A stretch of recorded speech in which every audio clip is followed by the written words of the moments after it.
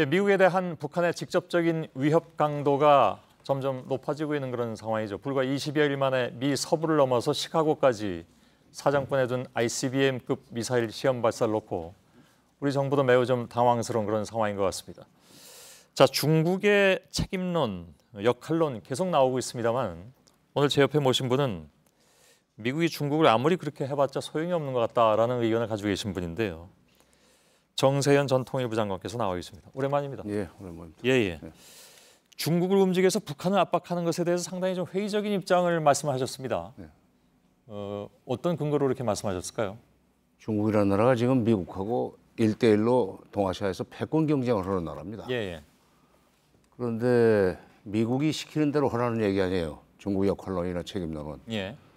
중국이 북한을 압박을 해서 핵을 포기하거나 미사일 개발을 포기하도록 만들면 여러 가지로 동아시아 평화에 좋긴 좋지만 예. 그게 결국 미국을 좋게 하는 일입니다. 결론적으로는 그럴 수 그렇죠. 있죠. 예. 미국 좋은 일을 중국이 왜 하겠습니까? 예. 간단해요.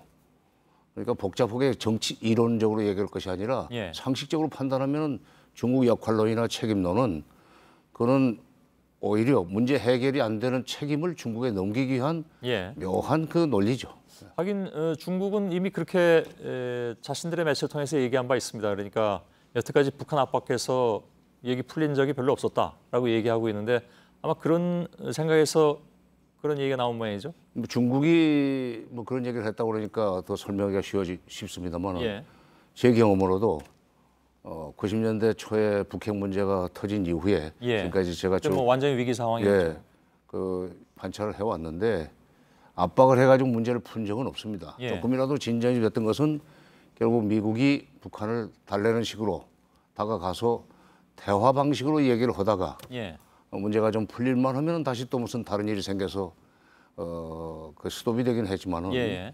압박을 해서 굴복할 그 상대가 아니라는 것을 분명히 알고 외교를 해야 됩니다. 물론 그렇게 해서 이제 지금 문재인 대통령의 정부도 압박과 그러니까 제재와 대화 양면을 그대로 추구하는 건 맞는데 뭐 지금 상황은 뭐 꼭 그렇게는 보기는 어렵기는 합니다만은 근데 그게 과연 되겠느냐? 그러니까 너무 좀 뭐랄까요?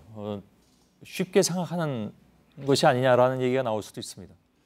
예, 그러니까 제재와 대화라는 것이 미국의 지금 최대 압박과 관여라고 하는 거고 지금 괴를 같이 하는 거라고 생각합니다. 미국이 워낙에 압박을 강조하니까 우리도 제재라는 단어를 안 쓸 수는 없지만 예.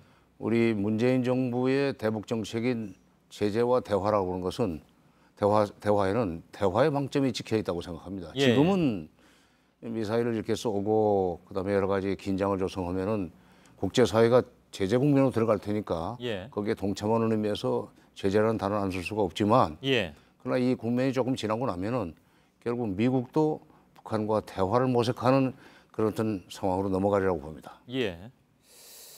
그래서 지금 상황에서는 뭐 북한은 말 그대로 그냥 질주하는 그런 상황인 것 같은데.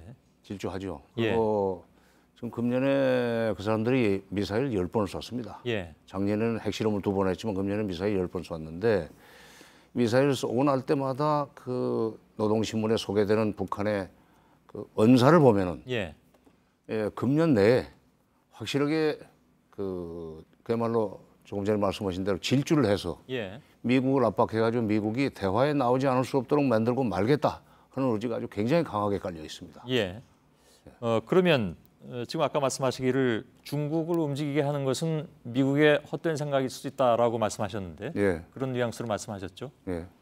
그럼 어떻게 해야 됩니까? 그러니까 미국 입장에서 당장 대화로 나가기는 어려울 테고. 지금 당장 대화로 나가기는 어렵죠. 그러나 예. 이제 근데 결국 선택지는 대화밖에 없다고 보신다는 거예요? 대화밖에 없는데 일단 지금 상태에서는 미국이 뭐 유엔 제재 결의를 선도한다든지 예.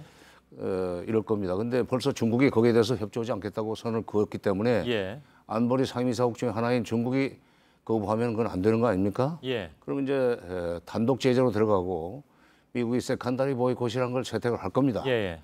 근데 세컨다리 보이콧이 북한에 압박이 되면은 압박이 되는 대로 더 세게 반발할 거고 예. 압박이 되지 않으면은 압박이 되지 않는 대로 북한은 자기 계획대로 예. 미사일 발사하고 필요하면은 6차 핵실험도 하리라고 봅니다. 예. 그렇게 되면은 미국이 그때는 아마 북한을 불러낼 거예요.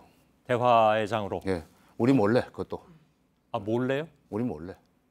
그건 어떤 말씀이세요? 비공개 미국 단독 접촉을 하는 거죠. 예, 예. 그건 북한이 바라는 바이기도 하겠죠. 그렇죠. 바로 북한이 바라는 게 그겁니다. 통비목남. 예, 요즘 브로큰 잉글리시로 코리아 패싱이라고 그러던데 예, 북한이 바라는 바는 한국을 빼고 미국과 직접 1대1로 예.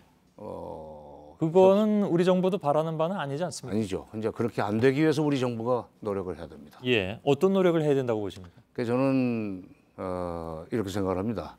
지금은 바로 그런 행보를 취할 수가 없지만 예, 한 2달 지나고 나면은 아마 이게 조금 지금과 같은 그런 격렬한 상황은 지나갈 거예요. 예, 그렇게 되면은 미국 간의 대화가 일어날 수 있다는 가능성을 염두에 두고 예, 시나리오로 두고 그럴 경우에 우리가 어떤 식으로 거기에 개입을 한다고 그럴까 관여를 해서 예, 적어도 대화가 시작될 때 빠지지 않고 그 n분의 1의 자격을 가지고 들어갈 예. 수 있겠는가? 그 외교부는 그거 연구해야 된다고 생각합니다. 예. 미국의 군사 작전은 아예 지금 상정을 안 하고 계신 거죠? 그거는 저는 어렵다고 봐요. 왜냐하면 말로는 뭐 정밀 타격이니 예. 무슨 뭐 서지컬 스트라이크니 말들 많이 하는데 그리고 군인들은 그런 얘기하기 좋아하죠. 예, 예. 하지도 못하면서. 근데 만약 그 타격을 하려고 할 것 같으면은 예.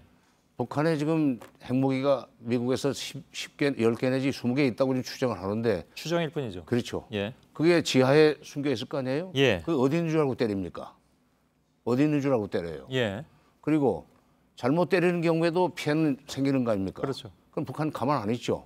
반격하죠. 예. 그럼 그게 제2의 한반도 한국 전쟁이에요. 예. 그러니까 정밀 타격을 해서 군사적으로 공격을 해서 북한을 손들게 만들어야 된다고 하는 것은 전쟁도 불사하겠다는 얘기밖에 안 되는데 예. 과연 우리가 지금 5천만 인구를 가진 11대 경제 대국이 전쟁으로 이걸 폐허로 만들 용기가 있는지 예. 그럴 각오가 돼 있는지 알겠습니다. 저는 그걸 반문하고 싶습니다. 북한의 핵무기가 어디에 있는지 알 수 없다는 기술적인 문제도 있지만 또 중국의 정치적 역할도 있기 때문에 물론이죠.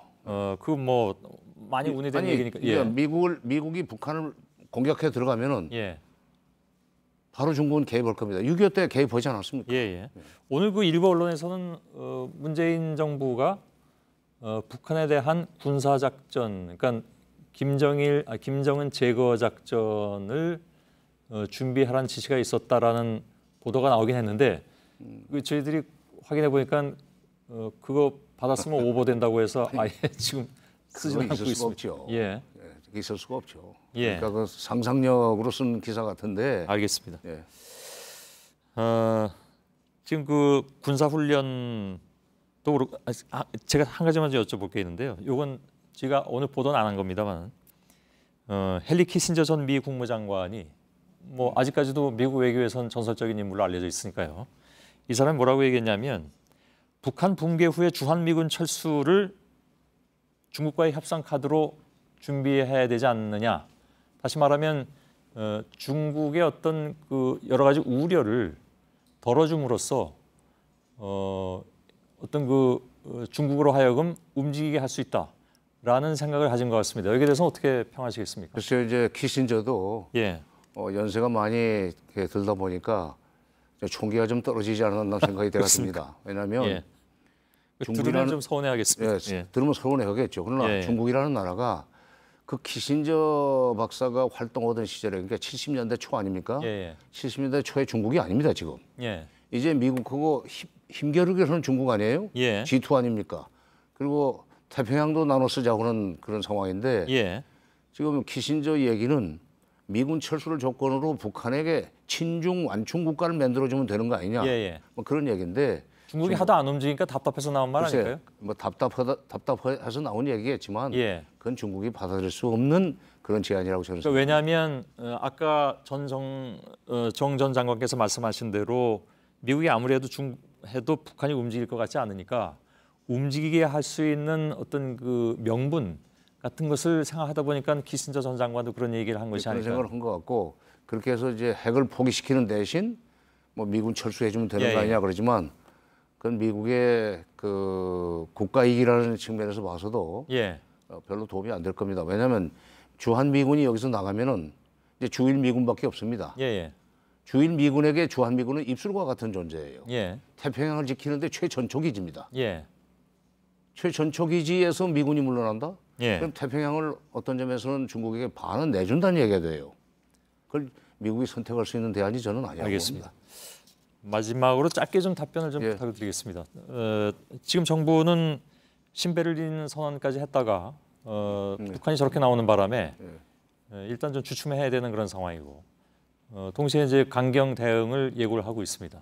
지금으로서 정부는 다른 선택을 할 만한 여지는 없어 보이지 않습니까? 워낙에 그 신베를린 구상이라고 하는 거, 베를린 구상이라고 하는 것은 예. 문재인 정부 5년 동안 그 추진할 대북 정책 아닙니까? 예. 근데 지금 당장 그 미사일 발사로 해서 추진할 수는 없게 됐어요. 예. 5년짜리입니다. 5년짜리인데 저는 금년 하반기가 되면은 이 핵 상황이 예. 어떤 미사일 상황이 좀 바뀌리라고 생각해요. 왜 하반기로 딱 정하십니까? 그 북한이 이제 계속 밀어붙일 겁니다. 예, 예. 그러면 미국이 아마 좀 선회를 하리라고 생각해요. 예, 예. 그렇게 되면은 대화 분위기로 돌아설 가능성이 저는 높다고 봅니다. 예. 현장 경험을 통해서 볼 때 예.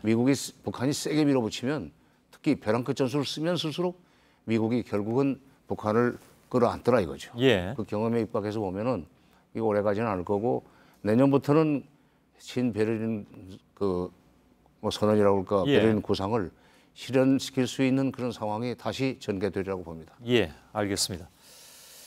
다 뭐 지켜봐야 될 일이고 또 그 사이에 여러 가지 또 변인이 생길 수 그렇죠. 있는 거니까요. 예, 그건 좀 참고해서 저희들이 국제 정치도 정치이기 때문에 예, 범부의 일생보다 긴 것이 정치의 하루 아닙니까? 알겠습니다. 예, 기억하실 할 만한 말씀 남겨주시네요. 예, 정세현 전 장관이었습니다. 고맙습니다. 예.